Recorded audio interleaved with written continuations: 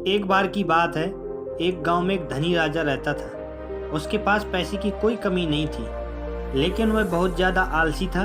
अपने सारे काम अपने नौकरों से करवाता था और सारा दिन सोता और अय्याशी करता था। उसे लगता था कि सबका स्वामी मैं ही हूँ और मेरे पास इतना धन है कि मैं कुछ भी खरीद सकता हूँ। लेकिन कहा गया है, बुरे कर्म का बुरा नतीजा, और आगे चलकर यही हुआ।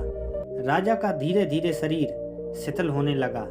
अब वह चल भी नहीं पा रहा था।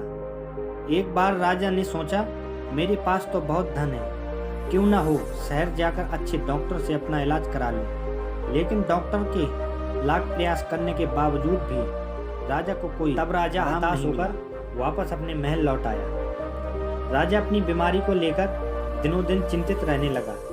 तभी एक दिन उसी गांव में से एक साधु गुजरते हैं।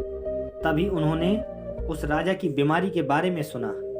तो साधु ने राजा के नौकर से कहा, मैं आपके राजा की बीमारी का इलाज कर सकता हूँ। यह सुनकर नौकर राजा के पास गया और साधु के बारे में सब कुछ बताया। यह सुनकर राजा ने तुरंत ही साधु को अपने पास यहाँ बुलाने का आदेश दिया। साधु ने कहा, मैं राजा के पास नहीं जाऊँगा। अगर राजा को ठीक होना है तो वह यहाँ स्वयं चल कर आए। यह सुनकर राजा बहुत परेशान हो गया, क्योंकि वह असहाय था और चल भी नहीं पा रहा था। लेकिन जब साधु आने को तैयार नहीं हुए तो राजा बड़ी हिम्मत करके साधु के पास मिलने के लिए पहुंचे, लेकिन साधु वहां थे ही नहीं। राजा दुखी मन के साथ वापस अपने महल लौट आए।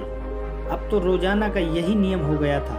साधु राजा को रोज बुलाते, लेकिन जब राजा आता तो कोई मिलता ही नहीं था। ऐसा करते करते 3 महीने गुजर गए। राजा को लगने लगा जैसे वह ठीक होता जा रहा है। राजा के हाथ पैर धीरे धीरे काम करने लगे। अब राजा की समझ में सारी बात आ गई थी। साधु उससे रोज क्यों नहीं मिलते थे। लगातार 3 महीने चलने से राजा का शरीर पूरी तरह ठीक हो गया था। दोस्तों, ये कहानी सिर्फ हमें यही सिखाती है कि जीवन में आप चाहे कितना भी धन कमा लो, लेकिन स्वस्थ शरीर से बढ़कर इस दुनिया में कोई धन नहीं।